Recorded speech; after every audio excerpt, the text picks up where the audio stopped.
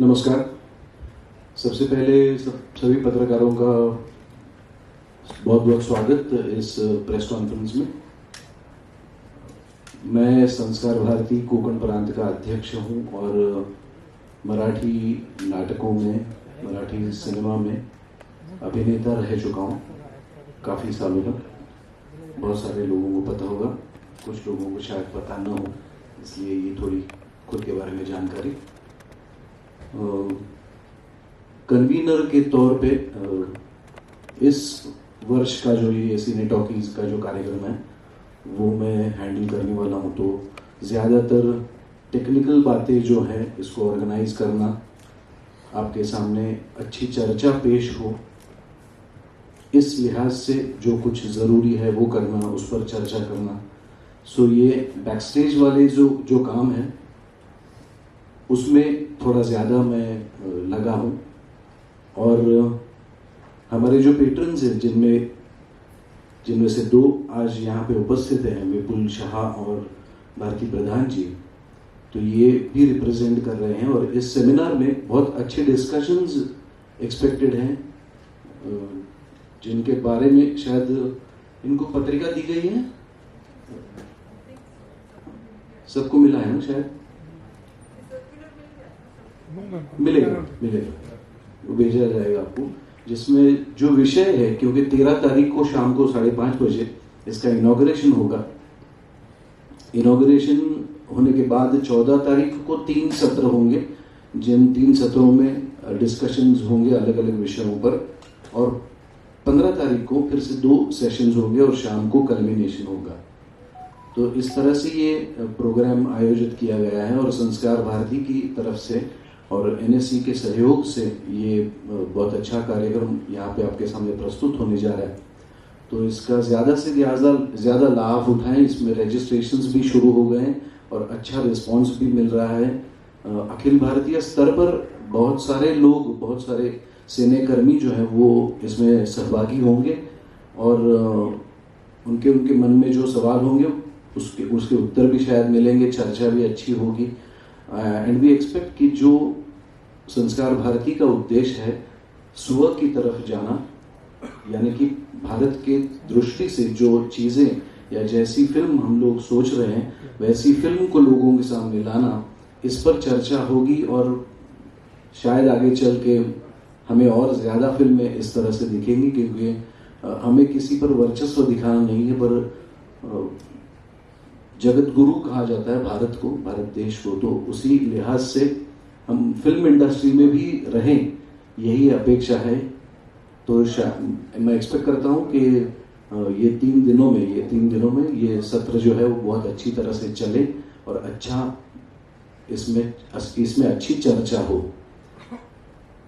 अब मैं चाहता हूँ कि विपुल जी और भारती जी भी अपना कहना आपके सामने रखें।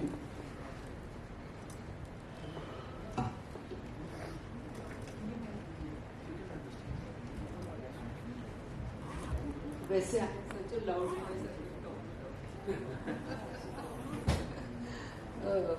मैं सिर्फ इतना ऐड करूंगी जो वैद्य साहब ने कहा।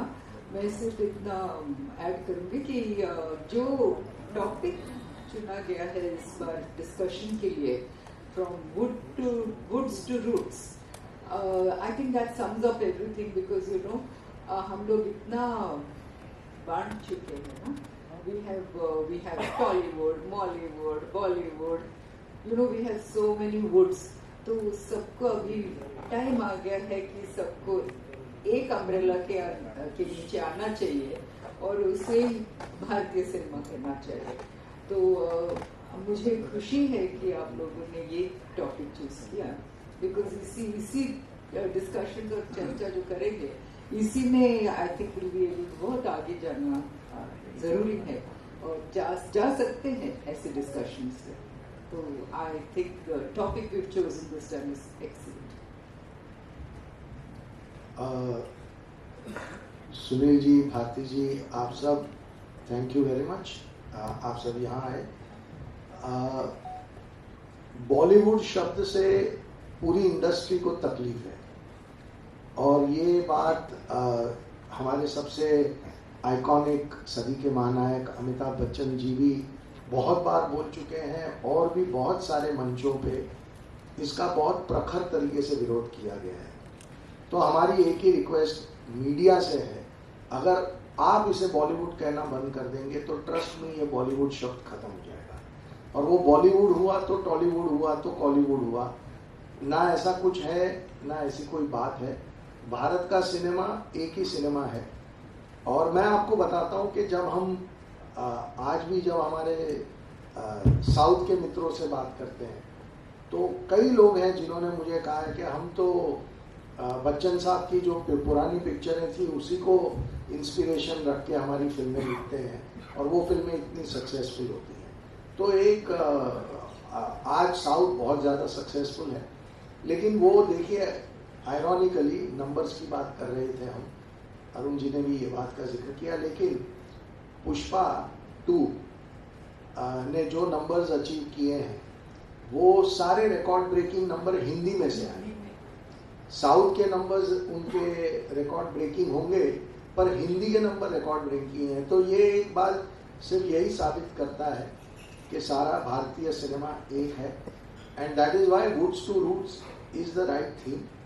और बाकी भी बहुत इंटरेस्टिंग टॉपिक्स हैं जिनके ऊपर बात होगी, बहुत अच्छी चर्चा होगी, और बहुत जो नए हैं सिनेमा की दुनिया में आना चाहते हैं उनको एक नई दिशा मिलेगी, ऐसा प्रयत्न होगा। क्योंकि जो स्पीकर्स हैं उनमें बहुत सारे बहुत प्रखर नाम हैं और वो बहुत एक्सपीरियंस लोग हैं। वो अपने ज्ञान को जब लोगों के साथ बांटेंगे तो हमें लगता है कि जो नए लोग हैं जो सिनेमा में अभी आए हैं या आना चाहते हैं उनके लिए ये बहुत फायदे का होगा।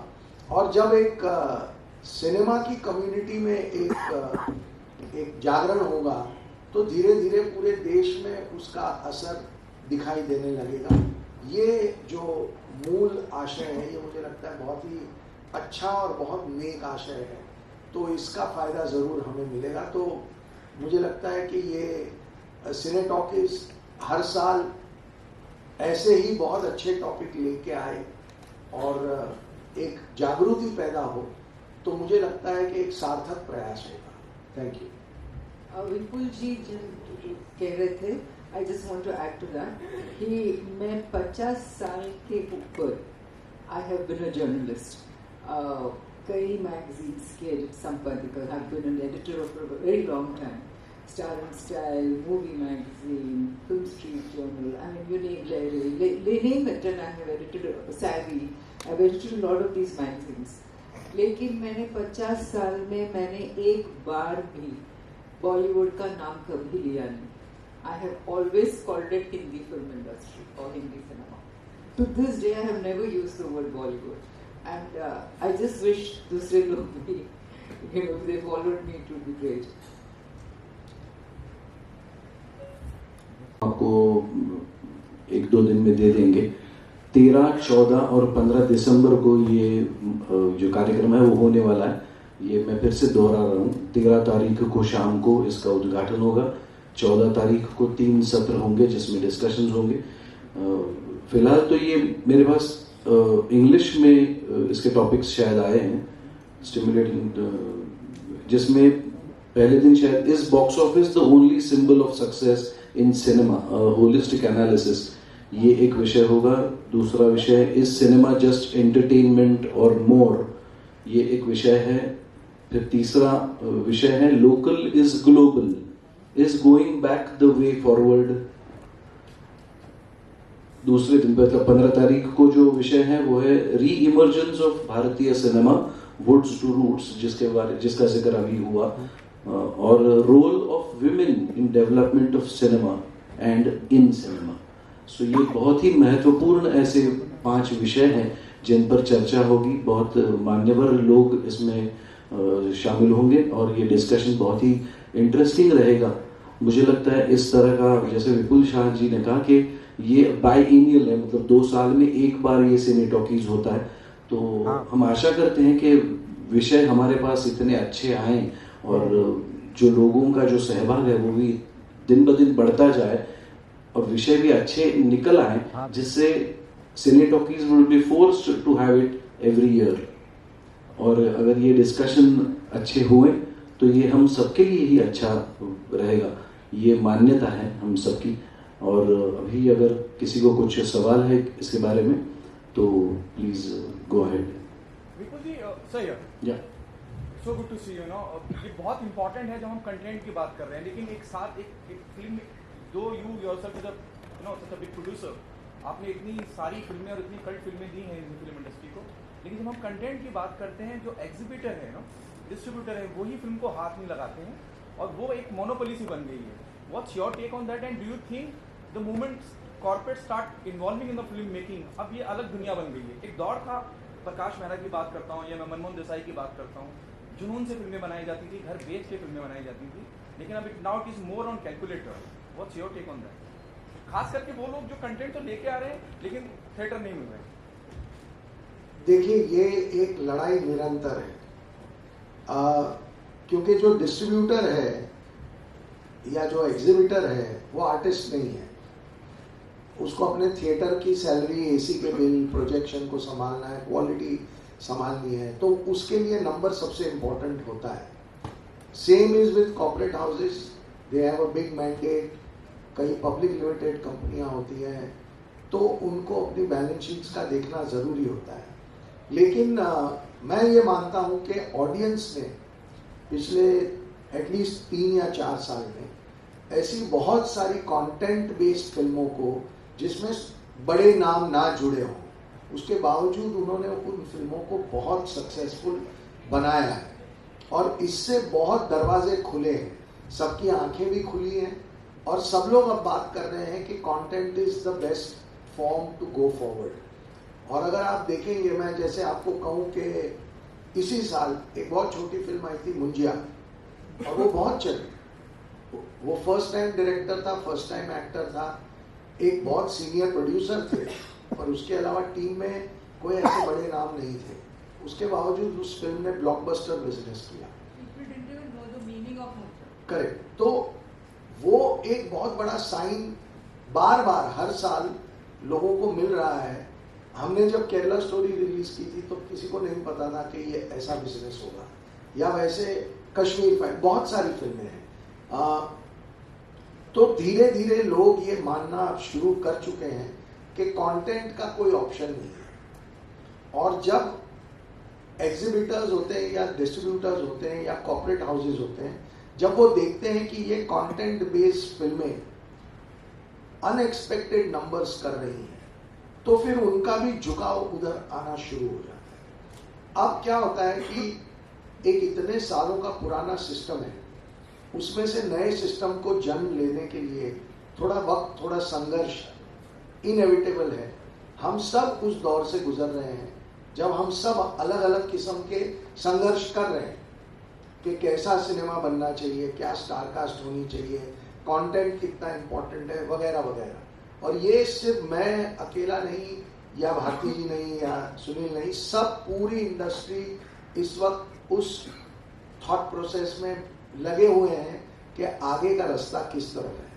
तो बहुत अच्छी जगह पे है इंडस्ट्री, और मुझे लगता है कि अगर और 10 या 20 कंटेंट वाली फिल्में बहुत अच्छा परफॉर्म करेंगी तो आप देखेंगे कि पूरा सिनेरियो चेंज हो जाएगा। सर, आपको नहीं लगता इस पे कहीं ना कहीं एंटरटेनमेंट टैक्स भी अगर कम हो जाए तो भी और डेवलपमेंट मिलेगा अपनी इंडस्ट्री को? देखिए, एंटरटेनमेंट टैक्स स्टेट वाइज लगाना कुछ स्टेट्स ने चूज किया है, बट अदरवाइज जीएसटी के आने के बाद एंटरटेनमेंट टैक्स जा चुका है।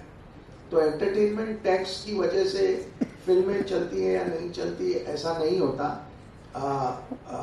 अभी जैसे हमारी केरला स्टोरी को 4 स्टेट्स में टैक्स फ्री अनाउंस किया था, पर जहां नहीं भी अनाउंस किया था उससे बिजनेस में कोई अंतर नहीं आया।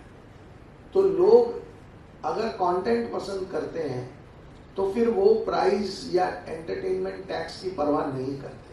और अभी तो एक्चुअली एंटरटेनमेंट टैक्स बहुत कम स्टेट्स में कहीं कहीं लगाया जाता है, बट अदरवाइज जीएसटी के आने के बाद वो खत्म हो चुका है। And plus what do you think, what is the reason behind आज की तारीख में कंटेंट जब आप जैसा डायरेक्टर या प्रोड्यूसर बनाता है या डायरेक्टर बनाता है तो पीपल आस्क और the production houses ask, you know, what is the duration of the film, why nowadays duration of a film matters a lot.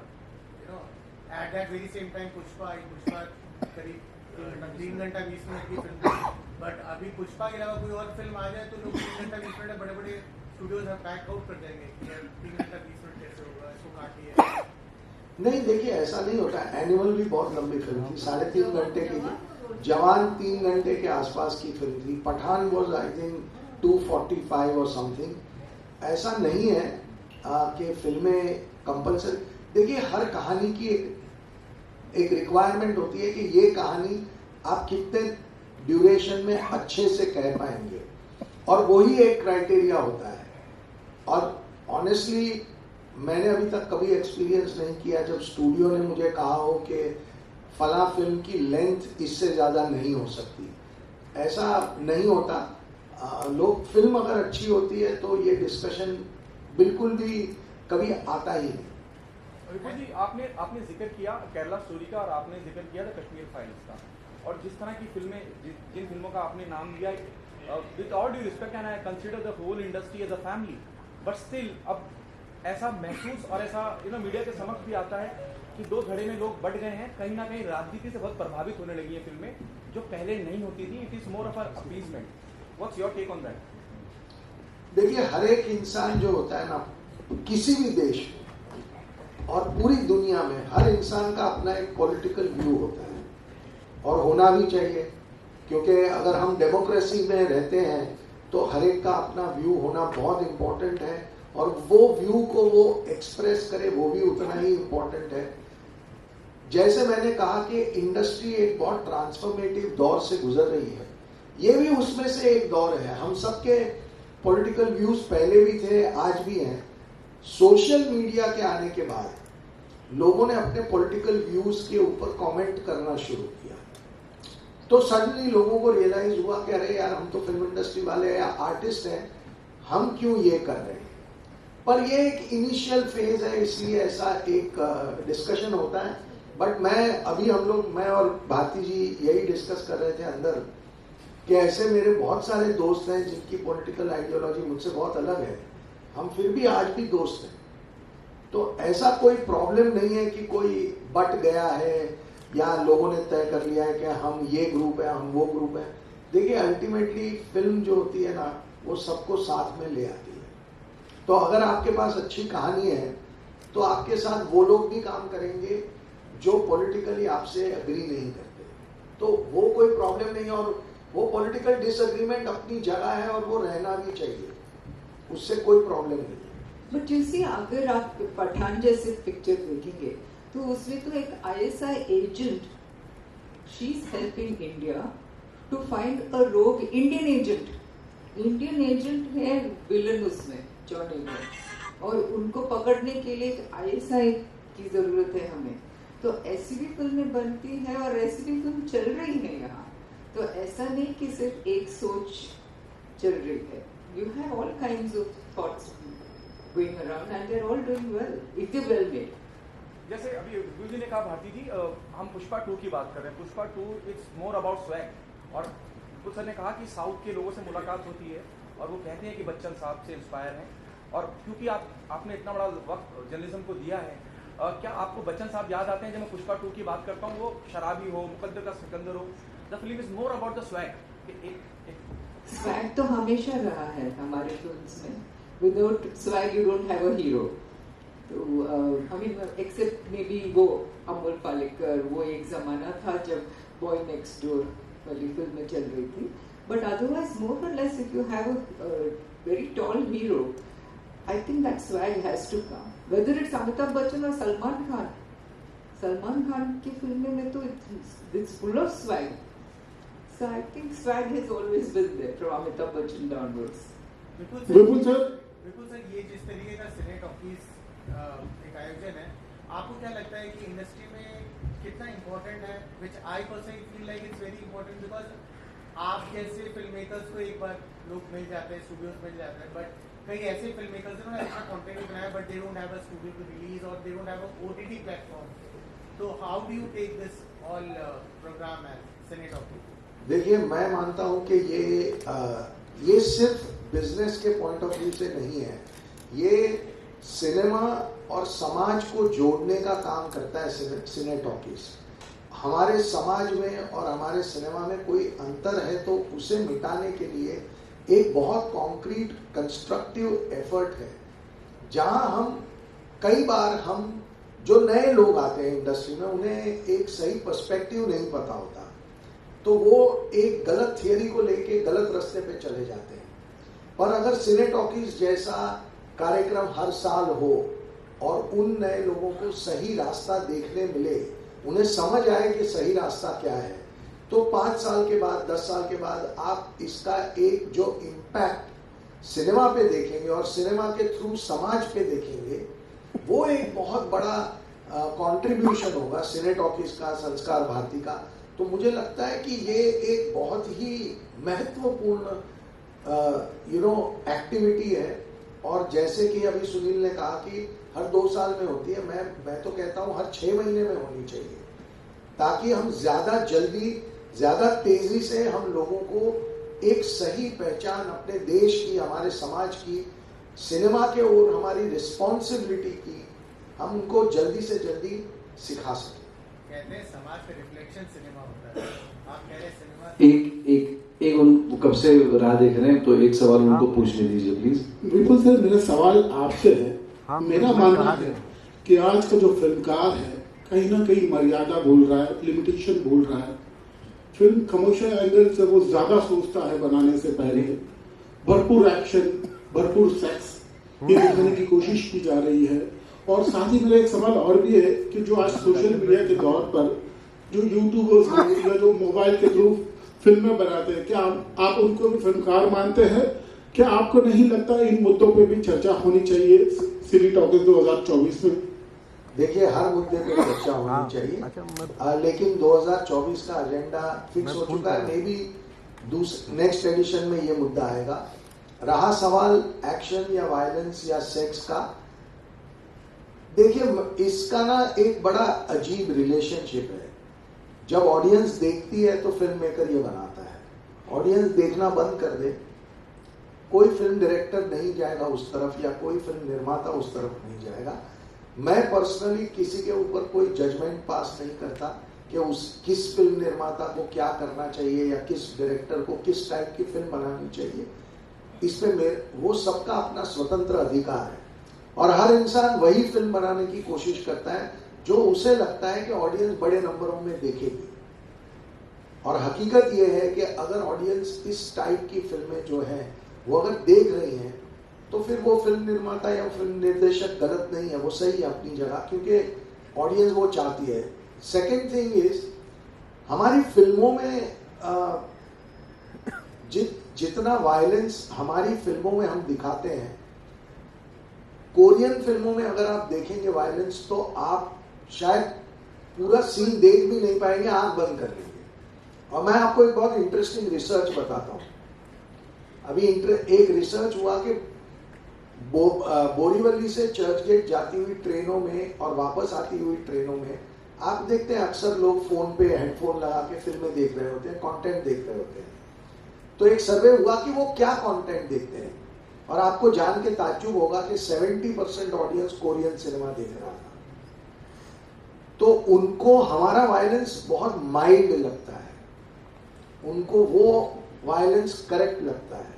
तो अब आप बताइए कि अगर एक आदमी कोई रिवेंज की स्टोरी या वॉर की फिल्म बना रहा है या कोई इंडिपेंडेंस रिलेटेड कोई फिल्म भी बना रहा है, तो वो वायलेंस को किस नजरिए से देखे? क्योंकि ऑडियंस तो अब कोरियन सिनेमा टाइप का वायलेंस देखना चाहता है। तो ये दुविधा, देखिए यही जो है ना समाज और फिल्म मेकर के बीच में ये एक कम्युनिकेशन बनना चाहिए ताकि वो हमें अच्छे से समझे, हम उन्हें अच्छे से समझे।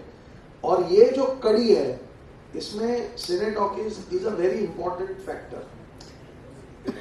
ऐसे जब सिने टॉकीज जैसे अच्छे प्रोग्राम होंगे तो ये कम्युनिकेशन इंप्रूव होगा, कड़ियां जुड़ेंगी, तो फिर ये कंप्लेंट्स जो है फिल्मों से या वेब शोज से वो अपने आप कम होना शुरू हो जाएंगी।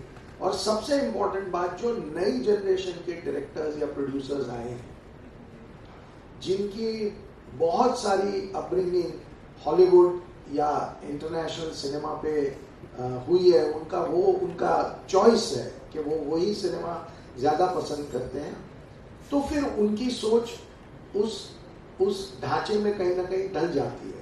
बट यही सारे फिल्म मेकर थोड़े मैच्योर होते हैं और वो समझने लगते हैं कि भारत वो देश नहीं है, भारत में संस्कार मर्यादा इनकी बहुत वैल्यू है, और वो धीरे धीरे सब चेंज हो जाता है। तो ये कम्युनिकेशन के लिए और इस संवाद के लिए सिने टॉकीज जैसा प्लेटफॉर्म बहुत उपयोगी साबित होगा हमारी पूरी इंडस्ट्री के लिए और समाज के लिए। तो रजिस्ट्रेशन के बारे में अरुण शेखर जी आपको जो इन्फॉर्मेशन चाहिए वो ज़रूर सप्लाई करेंगे। रजिस्ट्रेशन के लिए लिंक है, उस पर क्लिक करके आप रजिस्टर कर सकते हो। उसकी नॉमिनल फ़ी है, तो वो फ़ी पे करके आपको रजिस्ट्रेशन मिल सकता है।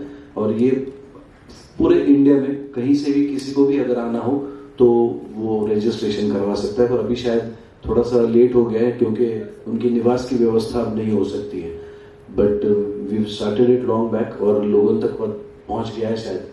अजून के ये ऑनलाइन भी अवेलेबल है, मतलब नॉट रजिस्ट्रेशन, लेकिन अगर कोई ऑनलाइन देखना चाहते तो आ सकता है। वो अभी तक मुझे पता नहीं, शायद